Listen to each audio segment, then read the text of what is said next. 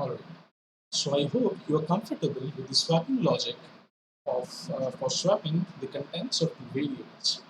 Now we are going to understand the bubble sort algorithm through the help of two examples. In the first example, this is the array that we are going to consider, which contains 7 elements, and the elements are 38, 41, 18, 50, 68, 22, and 34.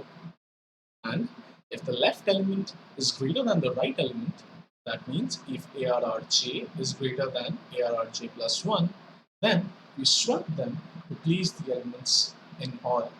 Now, here are a few symbols that I'm going to use in my example. So the elements that will be under consideration, ARRJ and ARRJ plus 1, will be circled by me. And if a swap takes place, that will be indicated by putting a star beside the elements that have been swapped. Alright, so let's begin. So every time we traverse the array, we access the elements of the array, I'm going to name it a pass. Now, initially, we are in our first pass, and the pass number would be 0. We do call it the first pass, but the number that I'm allocating it will be 0. It's not 1, it begins from 0, right? So this is the initial state of our array, right? And we have seen earlier that we always start checking the adjacent elements starting from the first element, right? So J would begin from 0, and the elements that will be checked or that will be under consideration would be ARRJ and ARRJ plus 1. So J is 0, thus J plus 1 would be 1. Right? So these two elements will be checked. Now 38 is ARRJ or our left element, and 41 is ARRJ plus 1 or our right element. We see that 38 is not greater than 41. Therefore, there is no need of swapping these two elements. So we move on by checking, move on with the array, and we check the next two adjacent elements. And we increment the value of j by 1, and we compare the next two adjacent elements with the ARRJ and ARRJ plus 1. That would give us ARR2, right? So these two elements are now under consideration. We see or we find that 41 is greater than 18. Therefore, these two elements must be swapped. Hence, we swap these two elements. So I'm going to rewrite this array, and 41 would come down and 18 would move up.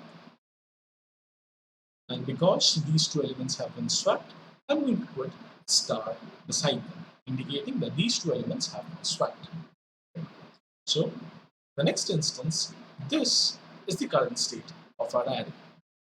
Okay. The value of j would again be incremented by 1. So after 1, the value of j will become 2, and we are going to compare the adjacent elements ARRJ and ARRJ plus 1. That would give us ARR3. So we are going to compare 41 with 50. We find that 41 is not greater than 50. Therefore, there is no need of swapping these two elements. All right. So we move on with our logic. Now, the value of j will be incremented again by 1, and we are going to compare the adjacent elements ARR3 and ARR4, ARRJ and ARRJ plus 1. So that is 50 and 68. Now, 50 is not greater than 68, therefore, they do not require to be swapped. They are in their correct order, right? Therefore, we move on with our logic. We'll copy this and paste it over here. Next, we will increment the value of j, and the value of j will become 4. And the adjacent elements that we are comparing are ARRJ and ARRJ plus 1. So that's 68 and 22. We find that 68 is greater than 22. Hence, we must swap these two elements. Therefore, we need to place 68 below. Just a second. Place 68 is not getting selected. 68 would come down and 22 would come up. Okay.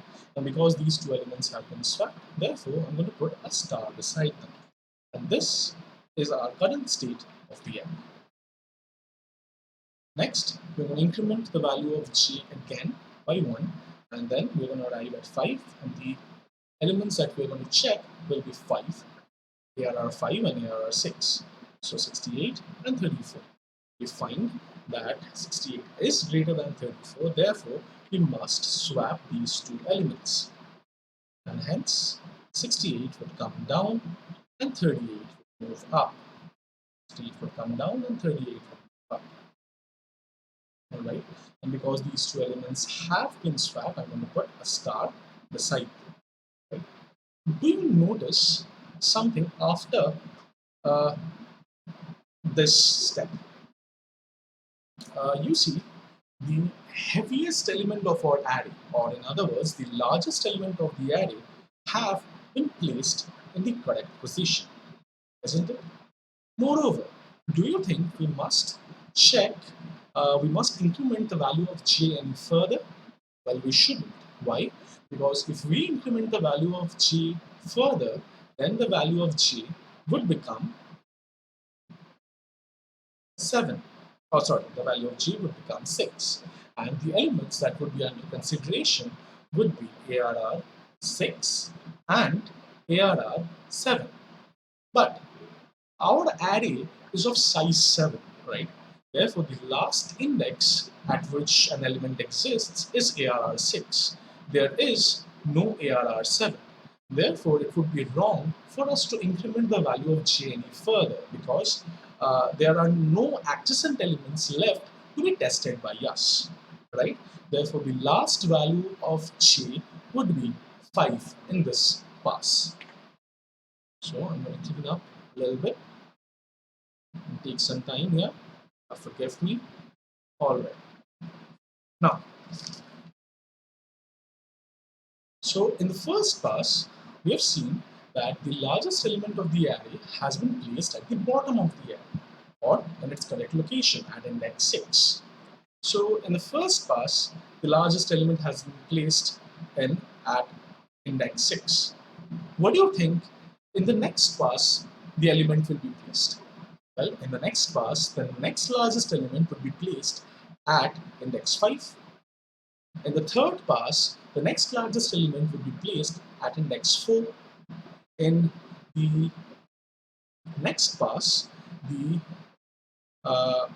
or not the next pass, in the fourth pass, the next largest element would be placed at index 3. And if we do this several times, in the fifth pass, the next largest element would be placed at index 2. In the next pass, or in the sixth pass, that is, the next largest element would be placed at index 1. Isn't it? Because in the first pass, we see that the largest element has been placed at index 6, or the last position. In the next pass, the next largest element would be placed just before it. And in the next pass, the next largest element would be placed just before that element, right? So in total, the maximum number of passes that we will require would be 6 to sort an array of size 7. Now, you might question, why don't we need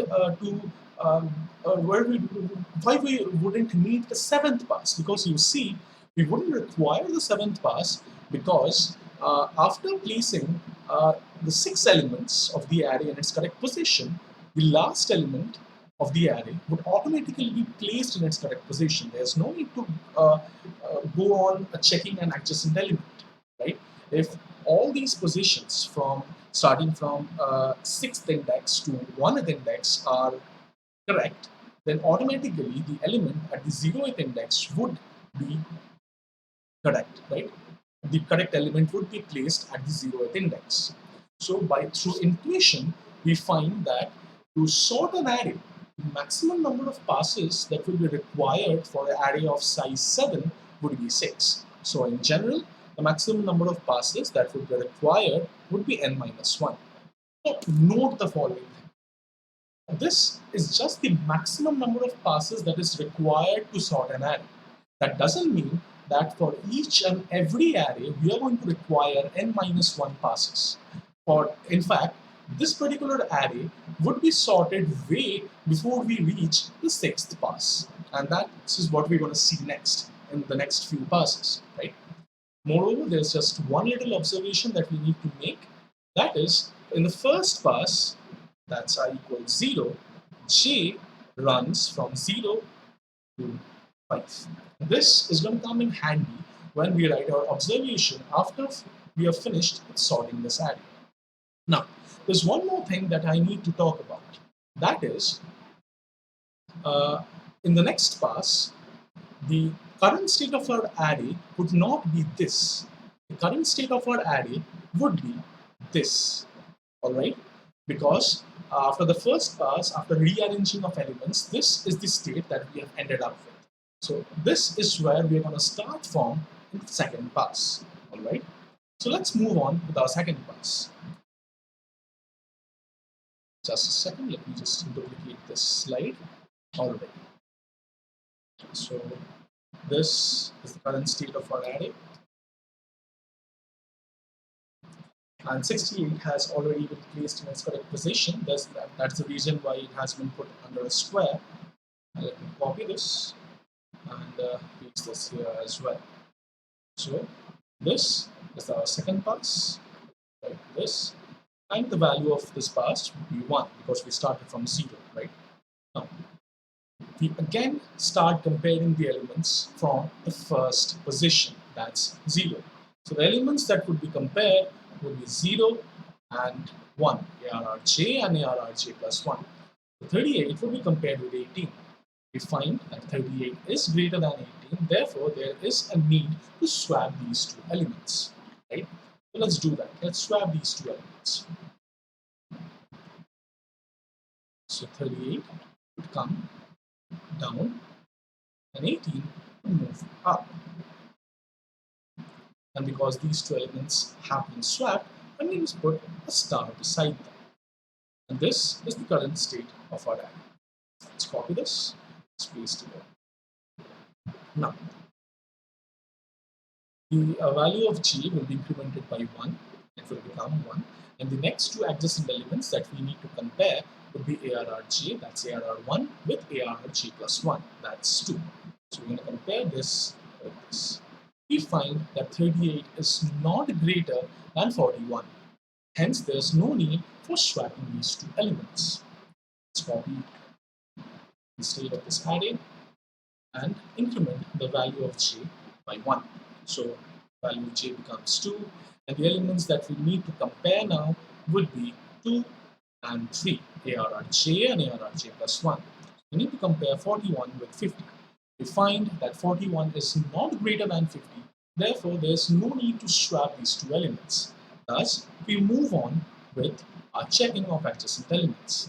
And value of j would now become 3, and the elements that are under consideration is 50 and 22. We find that 50 is greater than 22. Therefore, we must swap these two elements such that they are placed in the correct order. Therefore, copy this array. 58 will come down. 22 will move up. Because these two elements have been swapped, I'm going to put a star beside them. Next, we're going to move on with our next adjacent element checking operation. Copy this, paste it over here, and the value of j would be incremented by 1. I forgot to fill out this. We compare element ARR3 with ARR4 in this particular step, and the value of j would be incremented by 1, so that becomes 4. And the elements that are under consideration would be 4, ARRJ and ARRJ plus 1, that's ARR5. So these two elements. We find that 50 is greater than 34. Therefore, we are going to swap these two elements.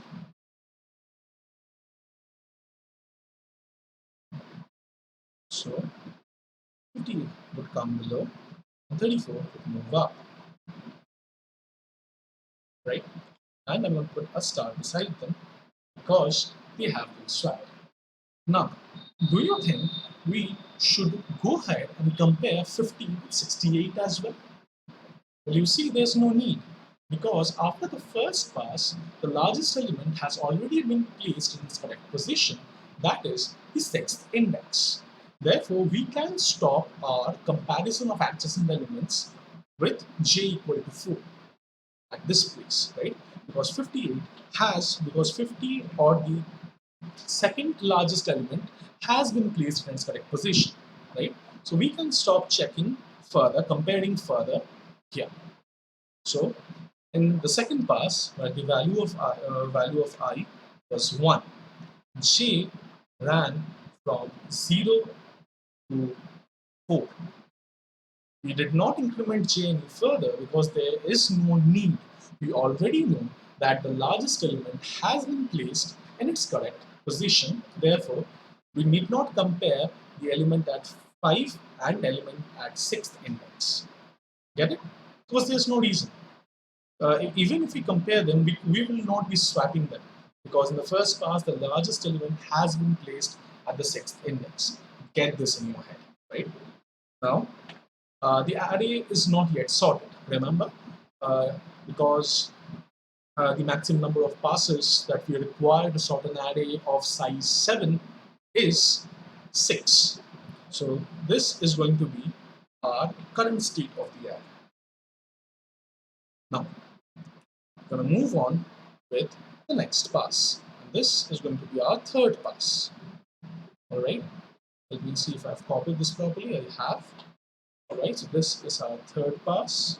The value of I is 2. Let me copy the current state of the array. That's this. Get rid of all these stars. I'm sorry. Just place them here. Let's copy this and sit over here. Again, we start checking for the adjacent elements from the first element. So the value of j would again begin from 0, and we're going to compare the elements at ARR 0 with ARR 1. Okay? We're going to compare these two elements. We see there's no need to swap these two elements because 18 is not greater than 38. So we move on with our array, or not our array, we move on with our checking. And next, the value of j would be incremented by 1 and would become 1. And the elements that would be under consideration would be ARR1 or ARRJ, and ARRJ plus 1 would be 2. So 38 will be compared with 41. We see that 38 is not greater than 41, therefore there's no need to swap these two elements. Thus, we move on with our comparison. Value of j will be incremented by 1, ARR2 will be compared with ARR3. I hope you get the drill now. But still, I'm going to continue with the discussion. So, is 41 greater than 22? Yes, it is. Therefore, these two elements need to be swapped. Therefore, 41 would come down, 22 would move up. Because these two elements have been sorted or swapped, therefore, I place a star beside them. This is our current state of the array. Let's copy this and paste it over here. The value of j will be incremented by 1, and the elements that would be under consideration would be ARR3 and ARR4. So 41 will be compared with 34. So is 41 greater than 34? Yes. Therefore, they need to be swapped. Let's swap these two elements because they are not in their correct order. So 41 would come down. 41 would come down and 34 would move up. Now, as I said earlier, through intuition, we found out that in the third pass, the third largest element would be placed at the fourth index. Isn't that so? So we can stop our comparison here because there's no need to compare any further because the second largest and the largest element have been placed at indexes 5 and 6 respectively. So 41 has been placed in their correct position, and because these two elements was swapped, we put a star beside them, right? So for the third pass, when the value of I was 2, the value of pass was 2, j ran from 0 to 3. All right? Our array is still not sorted. We need to move on to the fourth pass as well. Right? So this will be a current state of the array. Let's duplicate the slide. Uh, Paste the array over here. It's the same drill over and over again, but still I'm showing this to you such that you are comfortable with the bubble sort logic. It's there in your head. So now we are on the fourth pass, and in the fourth pass, the value of I would be 3. Now we again start a comparison from the first element, right? The value of j would be 0, and the elements that would be compared would be arrj and arrj plus 1. So 18 would be compared with 38. 18 is not greater than 38, therefore we continue with checking the rest of the elements. Now the value of g would be incremented to 1, and the elements that would be compared would be arr1 and arr2. 38 is greater than 22. Therefore, these two elements need to be swapped. Now, let's copy this. Let's paste it over here. So 38 would come down, and 22 would move up. Because these two elements were swapped, let's put a star beside them. And this is the current state of our array. Let's copy this and paste it over here. And the value of j would be incremented to 2. And the next elements that would be checked would be arrj and arrj plus 1. So 38 would be compared with 34. 38 is greater than 34. Therefore, these two elements also needs to be swapped. Copy. So 38 would move down. 38 would move down and 34 would move up. For these two elements were swapped, I put a star beside them. Now you see 38 has been placed in its correct position. Right? In the fourth pass, the next largest element has been placed in the third index. So our intuition, you see, holds. Our intuition holds. So we need not go any further because all the elements after 38 are placed in their correct position. Therefore, we can stop our comparison here. Therefore, in the fourth pass, when the value of I is 3, j runs from 0 to 2. Moreover, if you have a look at the array, you will find that the array is sorted, isn't it? That's what I was telling from before, that we may not require to do the maximum number of passes, the n-1 number of passes to sort an array. Well, that is the maximum number of passes required to sort an array, but your array might be sorted much earlier than the maximum number of passes, right? But there's still something that we cannot avoid. Like, for example, we have the liberty to have a look at the elements of the array to decide whether our array is sorted or not, and accordingly, we can stop sorting the array any further. Like, we can stop all of loops. But that is not the case with the computer. In the computer, it's difficult for us to keep an eye on the elements of the array. Therefore, for every array, we will perform n-1 passes, right? But but even after the array has been sorted, if we move on with the next pass, it is not going to have any devastating effect on our array. For example, let's perform the fifth pass. You see, for sorting this array, the maximum number of passes that we will require is 6, right? Our array has been sorted in the fourth pass, but let's still move on with the fifth pass as well. To prove my point that even if we move further, do any further passes, we're not going to get any devastating effect on our array. So this is the initial state of my array. Sorry, let's copy this, paste it over here, and in the fifth pass, the value of I is 4. We start comparing from 0. ARR0 is compared with ARR1. 18 is compared with 22. 18 is not greater than 22. Therefore, we do not swap them. And we move on comparing the next two elements. Value of j is incremented by 1, and the next two elements that will be compared are ARR1 and ARR2. So 22 will be compared with 34. Now, 22 is not greater than 34. Therefore, 22 is not greater than 34. Therefore, we need not swap them. Moreover, do you see that 34 has been placed in its correct position? Thus, we can stop our comparison over here. Then the fifth pass, the largest element, the correct element has been placed at index 2, right? And we require another pass. But do you see any devastating effect with our array? Has any element of our array has been position changed? No, right? So the position of the elements remains intact and no devastating effect has happened, right? So for this array, we only required 4 passes. But even if we continue on with our passes, then too, no devastating effect will occur. There just won't be any swaps, right? So when in the fifth pass, when the value of I was 4, J ran from 0 to 1. All right. So now let us write down some observations regarding this fact. All right. So when the pass number was 0, let's go back a few slides. We see that J ran from 0 to 5. All right. Okay.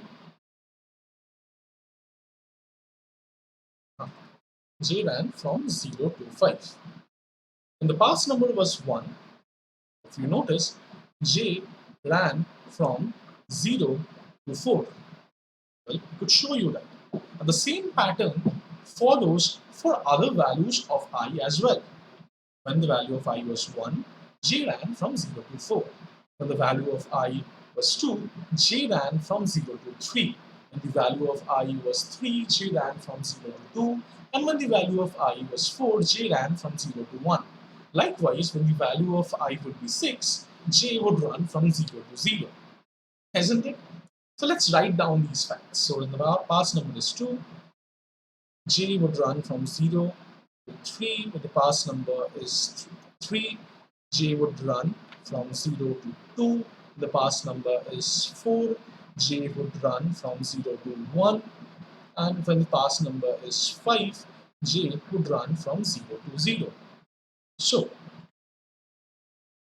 the observation that we have to make is, in general, for pass I, J would run from this is the observation that we must make. So, as you can see, J always starts from 0, isn't it? For any value of I, J always starts from 0. So, I've written 0 over here. And I need to figure out for pass number I, J would run from 0 to which particular number. Now we need to calculate this number using a formula. And to give you a hint, the formula would include n as well as I. So pause this video and try to figure out the upper bound of the range of J. Right? Pause this video. All right? And then we're going to see what the solution is. Okay? So I hope you did. But if you were unable to figure out the actual what the formula is, I'll still give you another hint.